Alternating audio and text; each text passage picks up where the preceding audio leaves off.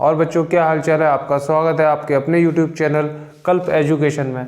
आज हम बात करेंगे एक बहुत ही जो 12th में पढ़ रहे होते हैं बच्चों, उनका बहुत ही कन्फ्यूज़न में रहते हैं कि उन्हें किस दिशा में अपना करियर बनाना चाहिए। तो मैं एक सीरीज़ बनाने जा रहा हूँ जिसमें मैं आपको बताऊँगा कि आप ये सब चीज़ें कर सकते हैं। आपका जिसमें भी इंटरेस्ट हो उसके लिए आप आगे मूव फॉरवर्ड हो जाइए, आप उसी के बारे में फिर और रिसर्च करिए। मैं यहाँ पर हर जो सेगमेंट के बारे, हर पॉसिबिलिटीज़ के बारे में आपको हल्की हल्की नॉलेज दूंगा। अगर आप चाहते हैं डीप में और इसके वीडियो बनाए तो आप मुझे कमेंट करके बताना। अभी फ़िलहाल मैं आप 12th के बाद क्या क्या कर सकते हैं, क्या क्या पॉसिबिलिटीज़ हैं, किस किस डायरेक्शन में आप जा सकते हैं, क्या आपको पसंद है, क्या आपको ऐसी बातें भी बताऊंगा जो आपको नहीं पता है, वो भी ऑप्शन हो सकते हैं करियर में अपने आगे बढ़ने के लिए। तो स्टार्टिंग करते हैं। सबसे पहले एक भारत की सबसे प्रतिष्ठित जो जॉब्स में आती हैं, वो बहुत ही सम्मानित जॉब है जिसको हर कोई पसंद करता है। आप अपने पेरेंट्स से भी इसके बारे में हल्की जानकारी ले सकते हैं, उनको भी इसके बारे में ज़रूर जानकारी होगी। हम बात कर रहे हैं यूपीएससी के बारे में। तो आज का जो पार्ट 1 है वो यूपीएससी के लिए डेडिकेट करता हूं मैं। यूपीएससी यानी कि यूनियन पब्लिक सर्विस कमीशन, संघ लोक सेवा आयोग। ये कुछ एक एग्ज़ाम कंडक्ट कराती है जिससे जो जॉब मिलती है वो बहुत ही हाई लेवल की होती है, टॉप लेवल की जॉब होती है। उससे ऊपर की जॉब सरकारी नौकरियों में नहीं होती है। तो जो जिस पद पर जो व्यक्ति जाता है उसके लिए हाई टॉप लेवल पे जाने के लिए आपको यूपीएससी का एग्ज़ाम क्रैक करना होता है।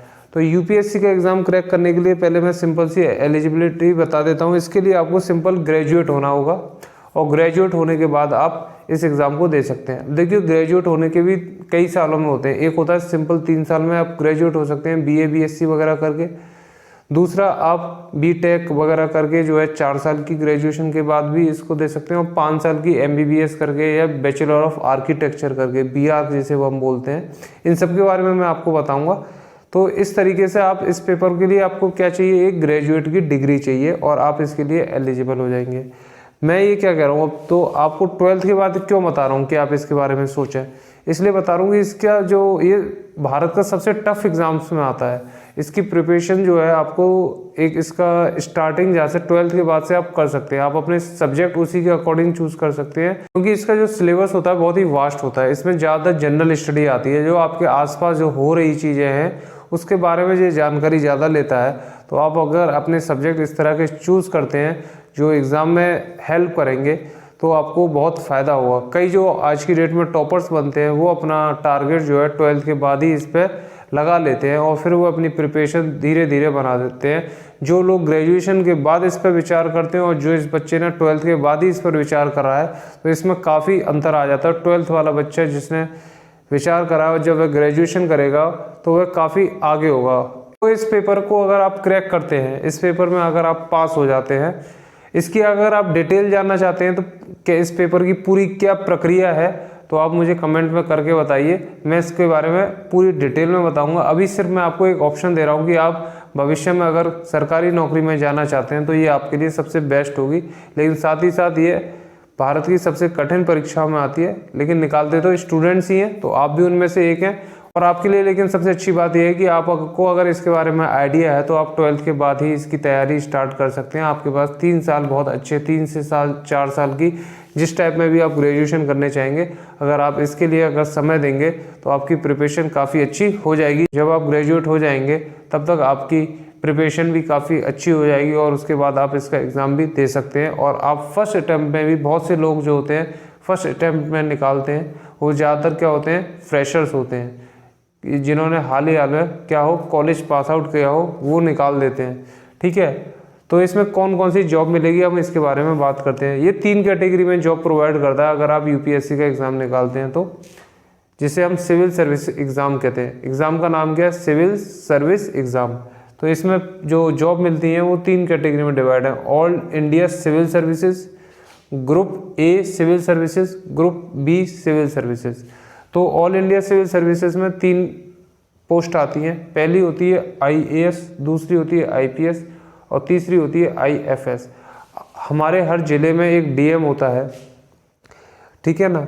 जैसे मैं आगरा से हूँ तो आगरा का डीएम है, कोई मथुरा का होगा तो मथुरा का डीएम होगा। तो हर ज़िले का, हर डिस्ट्रिक्ट का एक डीएम होता है। जो वो डीएम बनता है ना, उसको डीएम बनने के लिए कौन सा एग्ज़ाम निकालना होता है, ये यूपीएससी का निकालना होता है। और अच्छी रैंक लाता है तब उसे पोस्ट कौन सी मिलती है, आईएएस मिलती है। यही लोग फिर कई तरह की मिनिस्ट्रीज़ में काम करते हैं। एक तरीके से ये पीएमओ के साथ, प्राइम मिनिस्टर के साथ जो लोग काम कर रहे होते हैं आज की डेट में, वो कौन होते हैं, इस सिविल सर्विस का एग्ज़ाम निकाले हुए लोग होते हैं, आईएएस का एग्ज़ाम निकाले, आईएएस की पोस्ट पाए हुए लोग होते हैं। एक होती है आईपीएस। हर ज़िले में आपने सुना होगा एसपी होता है, एसपी सिटी होता है, ये सब कौन होते हैं, ये आईपीएस होते हैं जो कि इसी एग्ज़ाम के थ्रू बनते हैं। एक होता है आईएफएस। तो वो इंडिया में तो ये सब लोग हो गए। बाहर जैसे कंट्रियों से हमारी जो रिलेशंस होती है, जैसे रशिया है, अमेरिका है, चाइना हो, इस तरह के देशों से अगर हमें रिलेशन बनानी होती है तो वहाँ पर हम अपने क्या रखते हैं, अधिकारियों को रखते हैं। वो उन देशों में रहते हैं और उनमें से एक उनका जो हेड होता है वो कौन होता है, राजदूत कहलाया जाता है, एम्बेसडर कहलाया जाता है। वो कौन होता है, वह भी आईएफएस होता है। कौन होता है, आईएफएस, इंडियन फॉरेन सर्विस के थ्रू जाता है। उसको अगर ये पोस्ट मिलती है तो वो क्या बनेगा, वो उसकी पॉसिबिलिटी है वो आगे चलकर क्या बन सकता है, एम्बेसडर बन सकता है।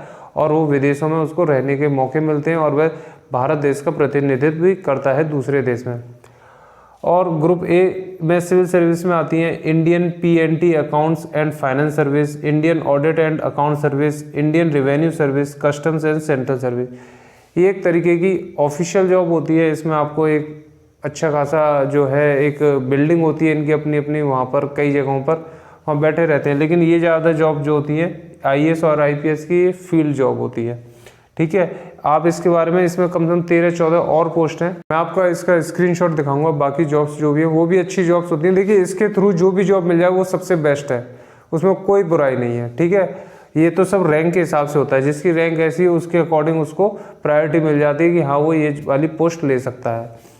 तो आपको जो है मैं इसका स्क्रीनशॉट स्क्रीन पे दिखा दूंगा, आप उसमें देख लेना बाकी बची हुई जॉब।